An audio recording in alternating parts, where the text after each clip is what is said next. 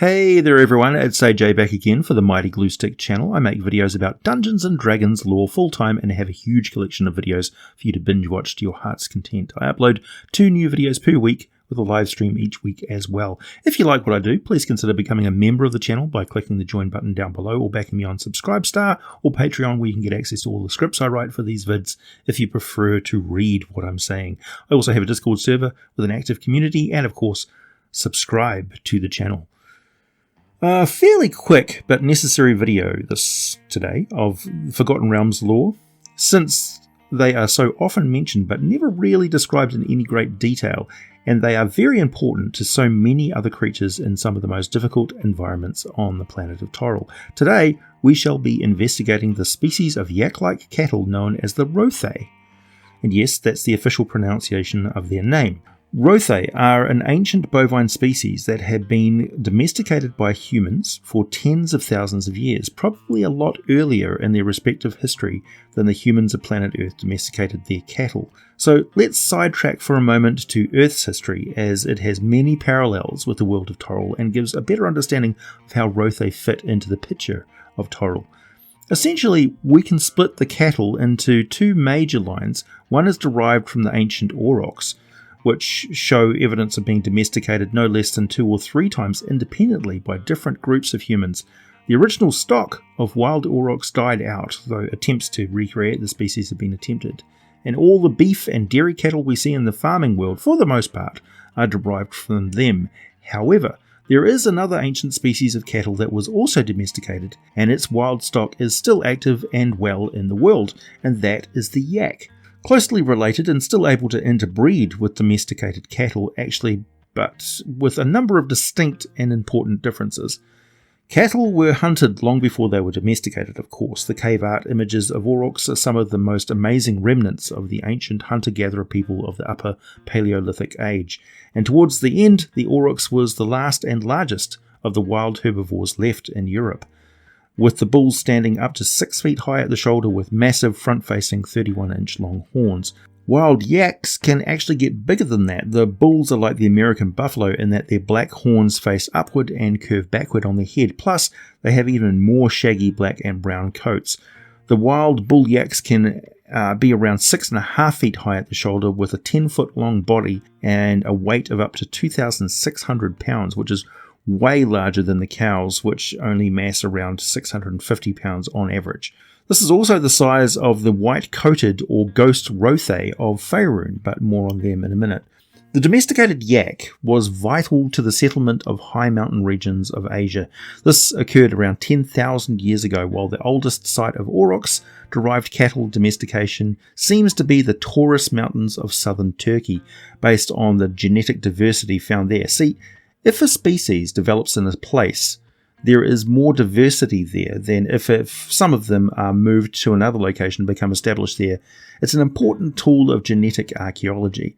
These taurine cattle were traded across the planet Earth, first into Neolithic Europe about 8,500 years ago and as far away as Korea some 5,000 years ago. Asian cattle varieties feature the distinctive hump cattle named the zebu, probably originating from the Indus Valley region of what is today Pakistan, dating back some 7,000 years. In Africa, there is evidence of domesticated cattle in ancient Algeria, dating back to a similar time period, and it seems that those breeds were the result of imported domesticated cattle of the Taurus types being interbred with local wild aurochs in Africa, probably to provide them with more resistance to local conditions, pests, and diseases.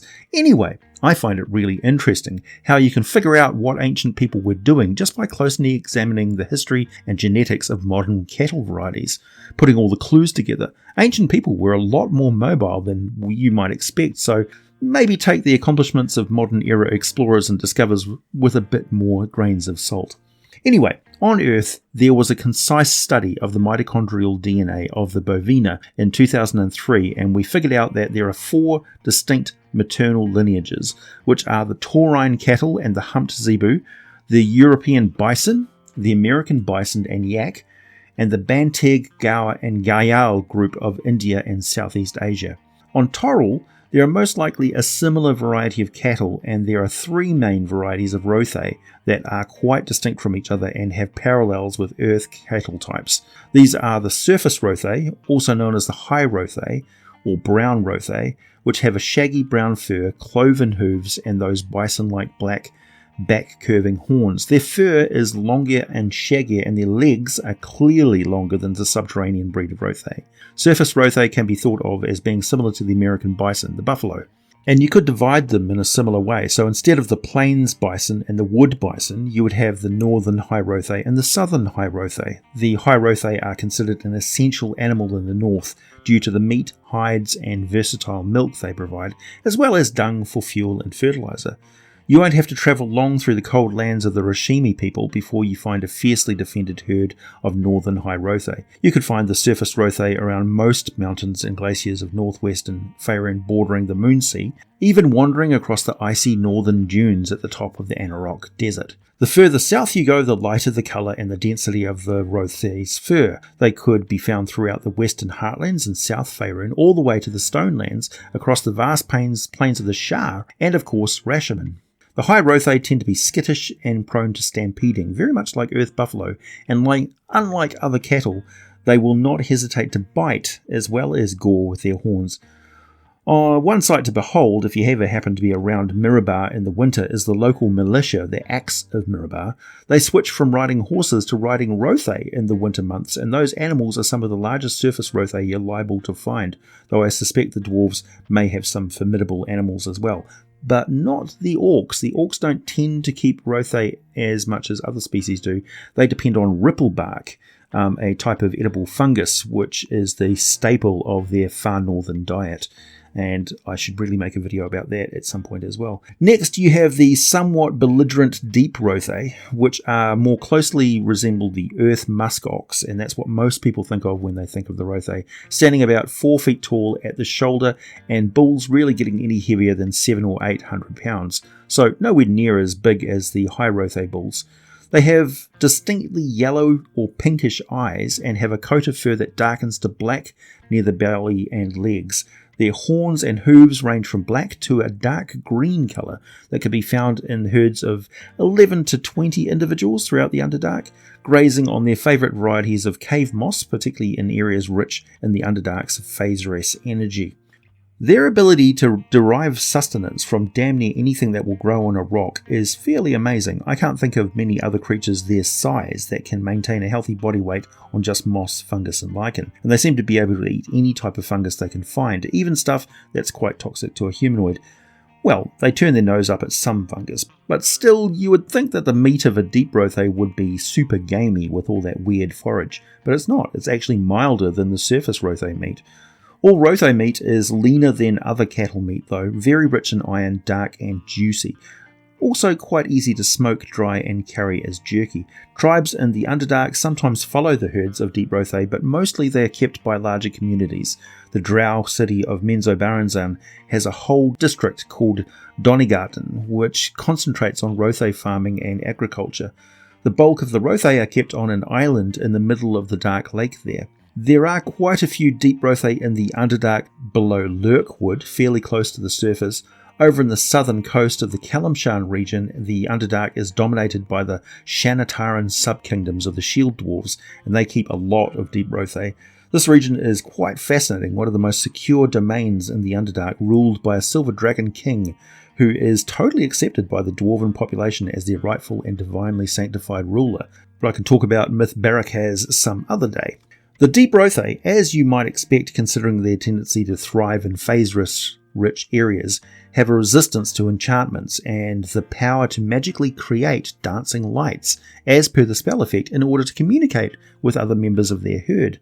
Finally, we have the white or ghost Rothé, native to the far northern reaches of Faerûn and the cold lands of Vasa. They are the largest variety of the Rothé, standing 6 feet high at the shoulder, reaching 9 to 12 feet long in body and massing up to 2,000 pounds or so. They have a coat like that of a shaggy polar bear and are just as stealthy among the snow and ice. They're able to magically jump and cast silence on themselves. Usually you'll have no idea they could do this, as they only employ these powers to escape from predators such as remoras, white dragons, yetis, giants, ice trolls, crag cats, and polar bears. Other than that extraordinary talent, they are not much more remarkable than high Rothé and have similar habits, though they eat a lot more bark and tend to dig in the snow to forage on frozen plants and buried roots. On D&D Beyond, we see the listing from Volo's Guide to Monsters for the Deep Rothé, listed as a medium beast. They have an armor class of 10, 6 to 20 hit points, and a speed of 30 feet per round, 60 foot dark vision, a gore attack, which is plus 6 to hit one target within 5 feet, doing 1d6 plus 4 piercing damage.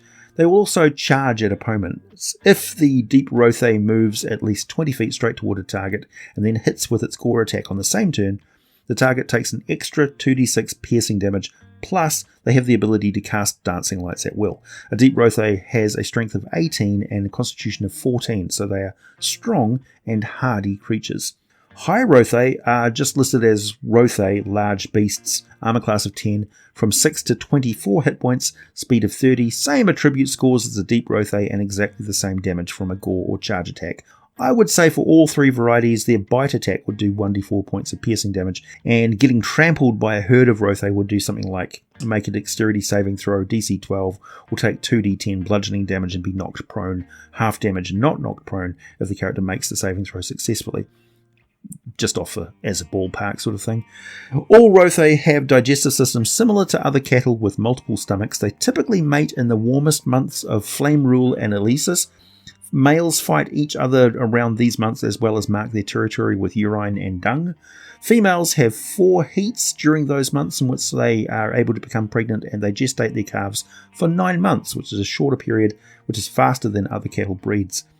Female Rothé prefer a secluded spot to give birth, not within the herd, and the calf takes 1 year to wean and become independent, and then they mature at 3 to 4 years of age, breeding every second year of their life for Deep Rothé and once per year for High and Ghost Rothé. The adults can live up to 25 years at best, and the males tend to cluster together outside of mating season, so the herds are predominantly females and calves with a few males. Unlike other cattle, High Rothé don't moo, they grunt, and Deep Rothé don't make much of any vocal sounds at all in the wilds of the Underdark. The domesticated ones may grunt occasionally. Adult Rothé are not cheap. They fetch a better price than most breeds of cattle. Their meat is highly sought after, fetching 20 gold per pound fresh, 10 gold per pound dried or preserved, and Rothé cheese is known as yak butter in most parts for some reason. It's prepared as a soft cream cheese during the springtime, mild and delicate, available in 1 pound earthenware containers for 4 silver pieces or 100 pound wooden tubs for 35 gold pieces, typically served with black bread or elven loaves. Rothé wool is not well regarded as a knitting textile, but the raw fur makes excellent wicks and wadding for torches and lanterns. Plus, if you have plenty to spare, it's great for plugging leaks in buildings that are not too severe. Please hit the like button if you made it this far, subscribe if you like what I do, check out my Subscribe Star or Patreon links for all the full scripts for these videos, buy some Teespring merchandise, wear your geek with pride, and as always, thanks for listening, and I'll be back with more for you very soon.